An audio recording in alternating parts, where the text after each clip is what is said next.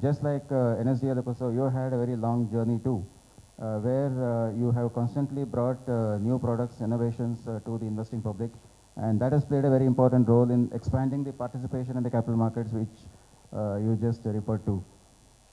And I think, in NSDL, so that we feel proud of driving digital capital markets.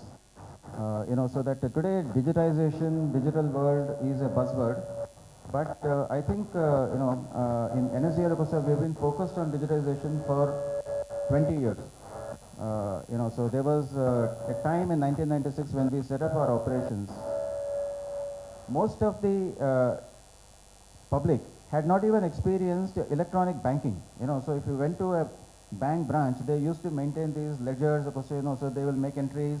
So you went to the cashier to withdraw cash. There were no ATMs. That was the day when, those were the days, when NSDL actually introduced electronic securities accounts. What we really do is to offer electronic securities accounts where digitally you can hold all the securities belonging to you. And using an electronic securities account, you could transfer securities from one place in India to a customer in another place in India instantly. This was something, of course, that was brought to the Indian market in 1996, and after that, so the innovation continued.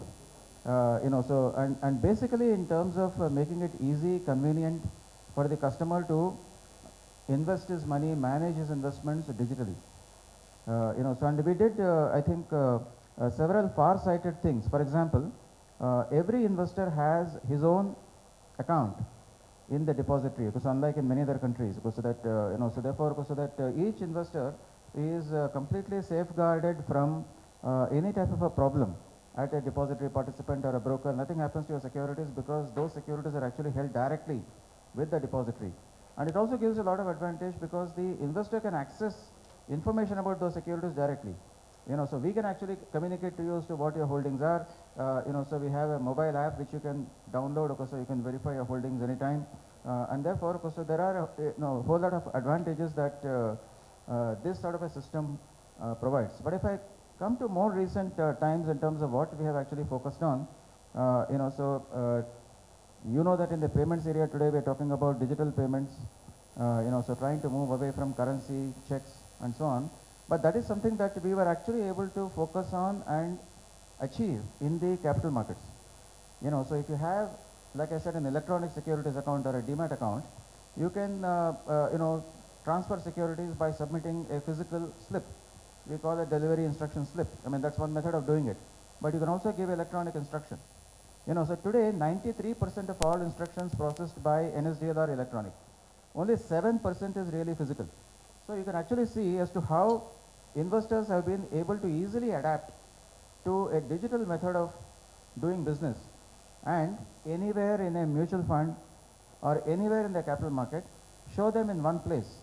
Until the statement started coming, of course, so many times we used to ask people, what is the total amount of investments that you have? Most of the people don't even know as to how much investment they have, because there is no single statement which they can access.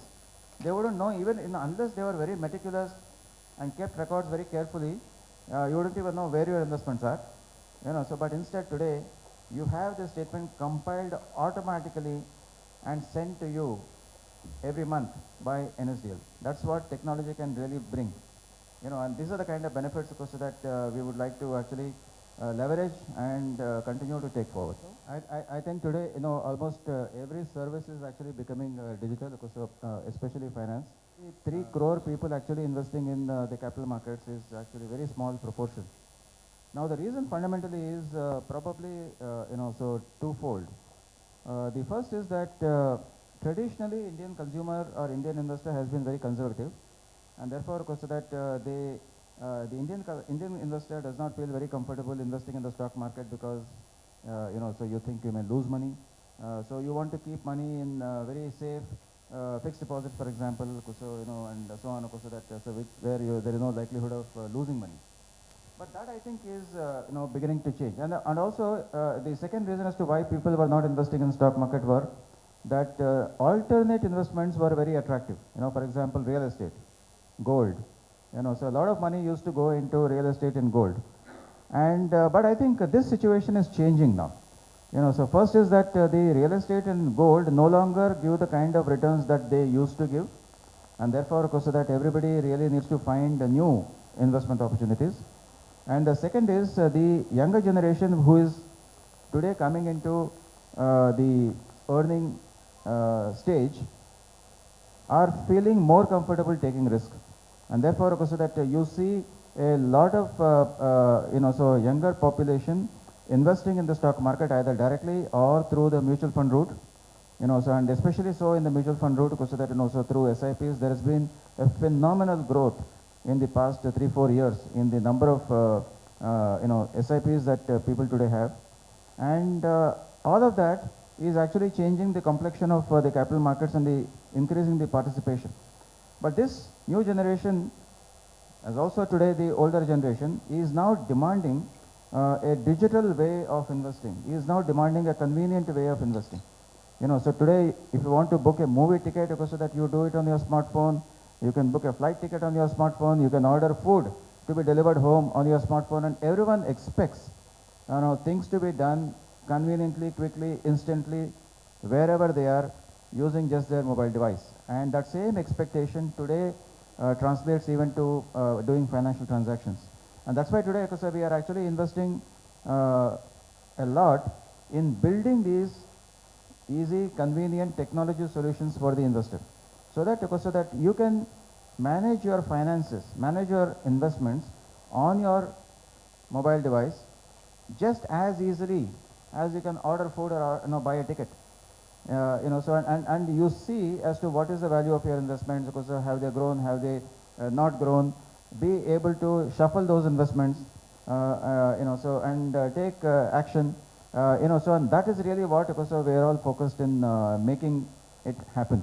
And so I would completely share the thought with Kamlesh when he says that we are all today running actually technology companies rather than finance companies, because the lines are getting blurred quite a lot. So finance is today actually driven entirely by technology, and that also technology solutions which are aimed at self-directed investors. People no longer need assistance to be able to manage their money, because they are intelligent enough, they are aware enough to know what they want to do, where they want to invest.